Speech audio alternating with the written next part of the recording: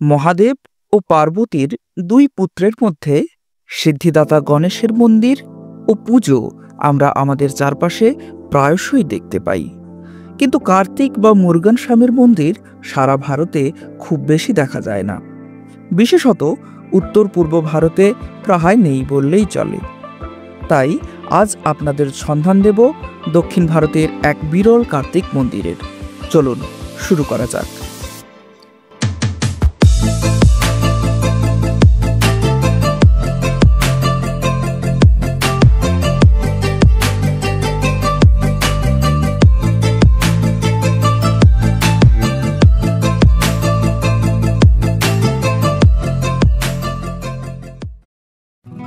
ভেলোরের সিএমসিতে সুচিকিৎসার জন্য অনেকেই এসে থাকেন।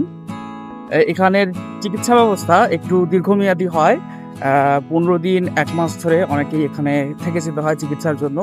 তো এই সময়টায় ভেলোরের আশেপাশে ঘুরে দেখার সবচেয়ে প্রসিদ্ধ জায়গা আজকে আমরা নিয়ে এসেছি, সেই ভেলোর রত্নগিরি অরুলমিগু মুরগান টেম্পল বা কার্তিক মন্দির, যেটা কার্তিক মন্দির নামে অনেকে চেনেন, সেখানে আমরা এসে গেছি। চেন্নাই থেকে রত্নগিরি অরুলমিগু মুরগান মন্দিরের দূরত্ব 127 কিলোমিটার। ভেলোর থেকে এই মন্দিরে যাওয়ার জন্য প্রথমেই আপনাদের চলে আসতে হবে ভেলোর ওল্ড বাস স্ট্যান্ডে। ওই যে দূরে দেখা যাচ্ছে ভেলোরের সেই বিখ্যাত টিপু সুলতানের দুর্গ। এখান থেকে এই 2 নম্বর বাসে চেপে আজ আমরা যাব রত্নগিরি। এখানে একটা কথা বলে রাখি, তামিলনাড়ুর সরকারি বাসগুলোতে মহিলাদের কোনো রকম ভাড়া লাগে না। ভেলোর থেকে রত্নগিরি পর্যন্ত একজন প্রাপ্তবয়স্ক পুরুষের ভাড়া মাত্র 12 টাকা। বাসস্ট্যান্ড থেকে রত্নগিরির দূরত্ব 17 কিলোমিটার, সময় লাগে প্রায় 30 মিনিট। এই সময়টুকুও গাড়ির জানালা দিয়ে বাইরে এরকম মনোরম প্রকৃতি দেখতে দেখতে কখন পার হয়ে যাবে আপনি বুঝতেও পারবেন না।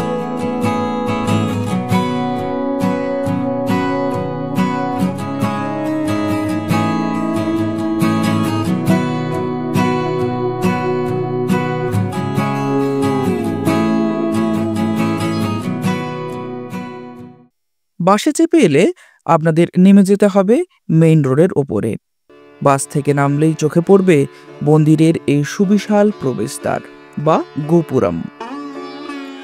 রঙিন গোপুরমের ওপরে বিরাজমান রয়েছেন সিদ্ধিদাতা গণেশ এবং আরেক পাশে নিজের 2 স্ত্রী বল্লী এবং দেবসেনাকে সঙ্গে নিয়ে রয়েছেন ভগবান থিরুক্কোলাম।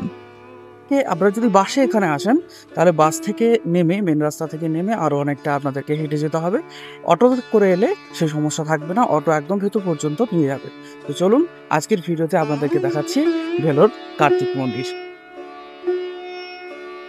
এই মন্দিরের ইতিহাস কয়েক শতাব্দী প্রাচীন। কথিত আছে পাণ্ডব ও চোল বংশের আমলে মন্দিরটি গড়ে ওঠে। পরে বিজয়নগর সাম্রাজ্যের রাজারা মন্দিরটিকে সংস্কার এবং বিস্তৃত করেন। এখানকার রত্নগিরি নামটি এসেছে সংস্কৃত শব্দ রত্ন থেকে, যার অর্থ গহনা বা মূল্যবান পাথর, এবং গিরি শব্দের অর্থ পাহাড়। বিশ্বাস করা হয় কোনো এক সময় এই সম্পূর্ণ পাহাড়টি রত্নের মতোই উজ্জ্বল ছিল।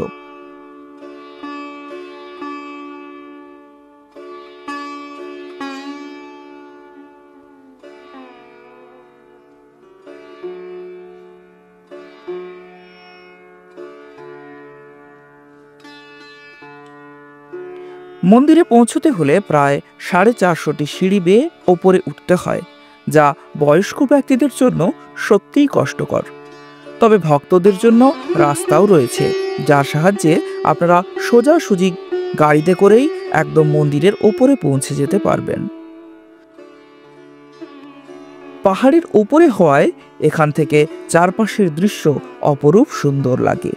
মন্দির খোলা থাকে সকাল 6টা থেকে দুপুর 1টা পর্যন্ত এবং বিকেল 4টা থেকে রাত 8টা পর্যন্ত।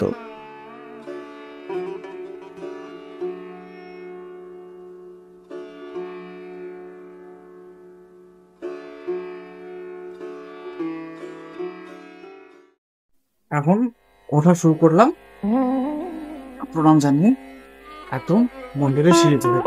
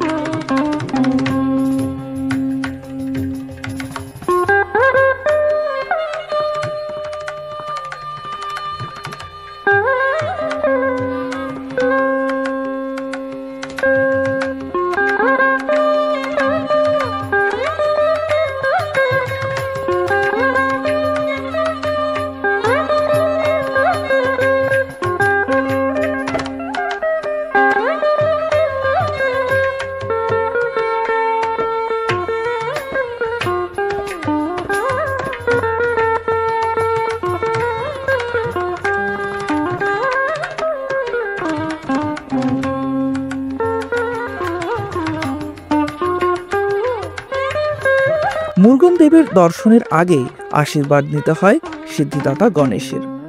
শ্রী মুরুগান দক্ষিণ ভারতের দেবলোকের এক অন্যতম প্রধান দেবতা। তিনি মহাদেব ও পার্বতীর পুত্র, কার্তিকেয় বা সুব্রহ্মণ্য নামেও পূজিত হন। লোককথা অনুযায়ী ভগবান মুরুগান এখানে অসুরদের বিনাশ করেছিলেন, তাই আজও এই স্থানটি শক্তি ও জ্ঞানের কেন্দ্র বলে বিবেচিত হয়। এই মন্দির বিশেষভাবে বিখ্যাত থাইপুসাম ও স্কন্দ ষষ্ঠী উৎসবের জন্য। সেই সময় হাজার হাজার ভক্ত এখানে সমবেত হন। ভক্তেরা কাওয়াড়ি বহন করেন, নৃত্য গীত বাদ্য বেজে ওঠে, শোভাযাত্রা হয় এবং গোটা পাহাড় ভরে ওঠে আনন্দ ও ভক্তি স্রোতে। পাহাড়ের ওপরে দাঁড়িয়ে নিচের দৃশ্য দেখতে অসাধারণ লাগে। দূরে সবুজ বনভূমি, নীল আকাশ আর ভক্তদের প্রার্থনার ধ্বনি মিলে এক অপূর্ব অভিজ্ঞতা দেয়। ইতিহাস, স্থাপত্য, ভক্তি আর প্রকৃতির সমন্বয় এই স্থানটিকে সত্যিই অনন্য করে তুলেছে। আপনারাও আসুন এবং দর্শন করুন ভগবান মুরুগান দেবকে এবং উপভোগ করুন এই মন মাতানো প্রাকৃতিক সৌন্দর্যের। ভিডিওটি ভালো লেগে থাকলে অতি অবশ্যই একটি লাইক করুন। আরও সুন্দর সুন্দর ব্লগ উপভোগ করতে চ্যানেলটিকে সাবস্ক্রাইব করে পাশে থাকুন। ধন্যবাদ।